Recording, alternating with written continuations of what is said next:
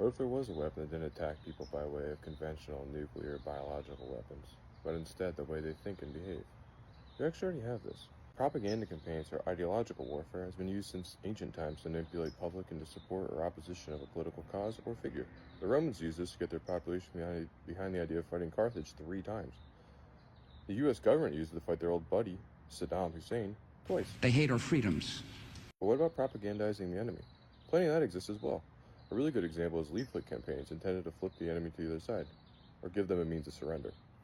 Here's a leaflet the Americans dropped over Iraqis to show them how to safely surrender to coalition forces during the first Gulf War. And here's another leaflet used during the Korean War to try to get a North Korean guy to fly a Soviet MiG into South Korean airspace to be intercepted and then backwards engineered by the Americans. But probably the most effective form of ideological warfare comes from the First World War. The war began in 1914, but after 3 years of millions of bodies lying dead in the mud across Europe, Germans began to consider their options.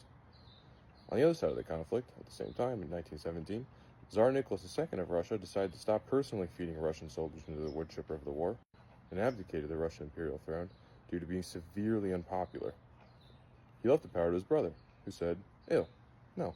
Power was then transferred to the Provisional Government of Russia, under the leadership of one Alexander Kerensky, who, as a social reformer, was initially popular, until he decided to continue feeding the Russian soldiers in the open wood chipper of the Eastern Front. Here, the Germans saw their chance. They knew that Lenin Vladimir Ilyich Ulyanov had been in self-exile to Switzerland for years after his arrest and imprisonment in Russia for fomenting revolutionary activities in 1895. He was actually arrested for his involvement in the St. Petersburg League of Struggle for the Emancipation of the Working Class, mainly for Marxist activities, but also possibly for being too verbose. So now, 20 years later, the Germans approach him knowing he is virulently opposed to the Russian war effort from his book, Imperialism, the Highest Stage of Capitalism.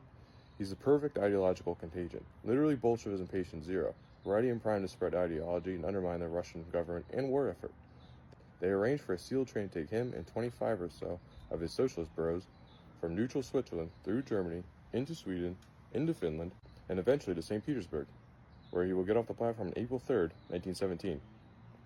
In 7 months, he and his supporters will have gained enough power to topple the provisional government by October of that year. And begin peace negotiations with the Germans and the rest of the Central Powers by the beginning of December of that year.